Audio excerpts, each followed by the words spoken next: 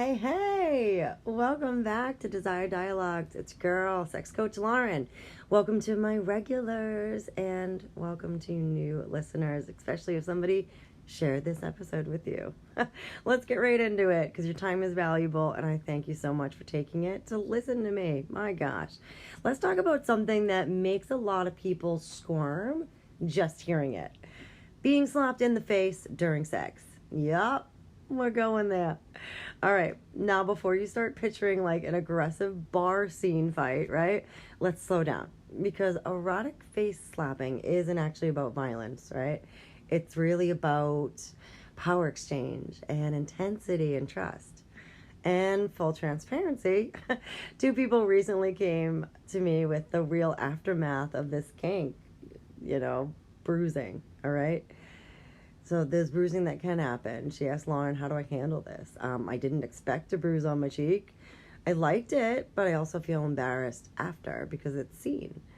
And then another person asked me how to slap his roommate in the face as she does bruise easily. So I talked to him about, the physical impact levels and aftercare ideas. And that's exactly what we're unpacking today to really help you explore this kink with arousal, awareness, and some aftercare.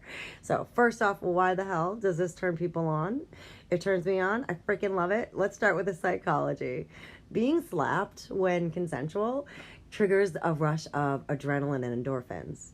It's that mix of fear, surrender, and excitement, right? Ooh. So it actually lights up the same pleasure centers as deep kink play, spanking, or power dynamics. And for some, it's about being seen and claimed in a very primal, intense way. And then for others, it's about control when you're giving or taking it away in a moment of like heightened energy.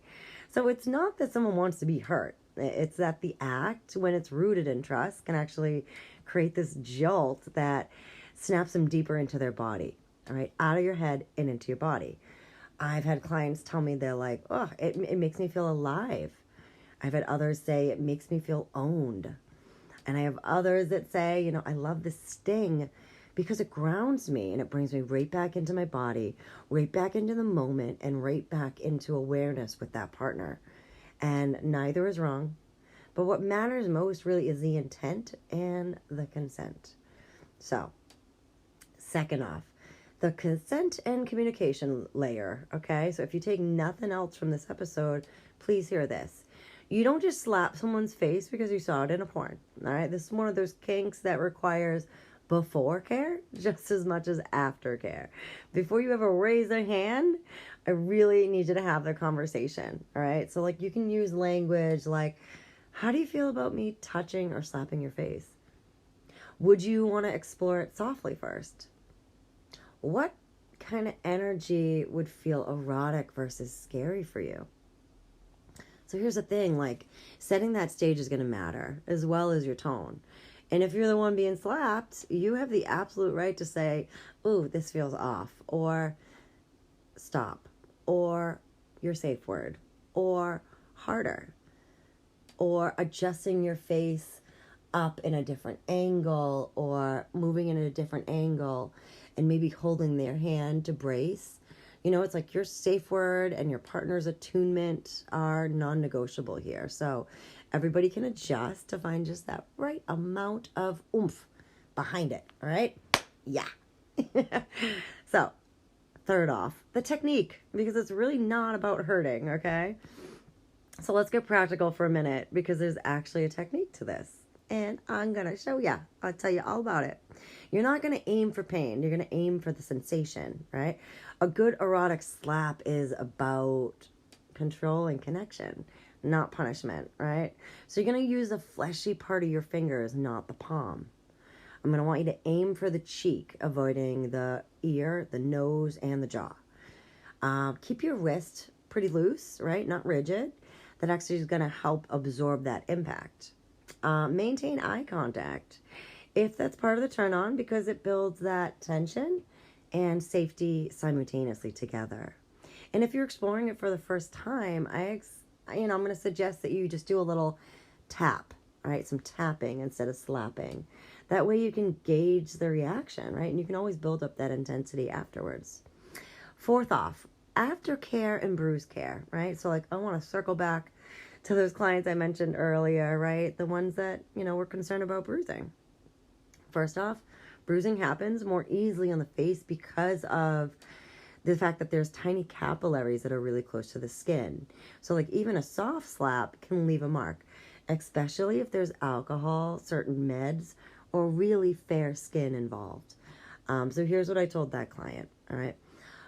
To apply a cold compress immediately, 10 to 15 minutes on and off for the first few hours. And then after 24 hours, switch it to a warm compress that will actually help boost that circulation. Also to use an arnica gel or vitamin K cream that helps reduce the discoloration. But really, most importantly, if it's needed, emotional aftercare, all right? Check in with yourself or your partner. Not just the, are you okay? But maybe more of a like, how did that make you feel? Sometimes the body says yes, but then the emotions catch up later. And that is such a huge part of being a conscious sexual explorer. My friends, finally, right? End of the episode. Bang, bang, boom, quick, quick. I love to get it in your ears and then get out your face, all right? Out your ears, I should say. If you've ever been curious about erotic slapping or, maybe even felt some shame around liking it, please know this. Your turn-ons don't make you broken or weird. It makes you human and unique. Pleasure is your birthright. But then you have that foundation that needs to be built on communication, consent, safety, right? So explore, experiment, and then tend to the body afterwards. Because desire isn't about being reckless. It's about feeling alive, right? Fully alive. Seen and heard and felt and all the good stuff. If this conversation lit something up for you, come join us inside the Pleasure Collective. It is a coaching programship where I help you explore the real, raw, reverent sides of pleasure. You get to build your personal pleasure manual that is comprised of so many things backed by psychology and science. And if you're thinking, oh my gosh, my friend would love this episode, give it a share. And if it tickled your fancy, give me a rating. If you freaking loved it, subscribe for more. All my links are down in the show notes. And until next time, stay curious, stay turned on, and remember, you get to define what desire looks like for you.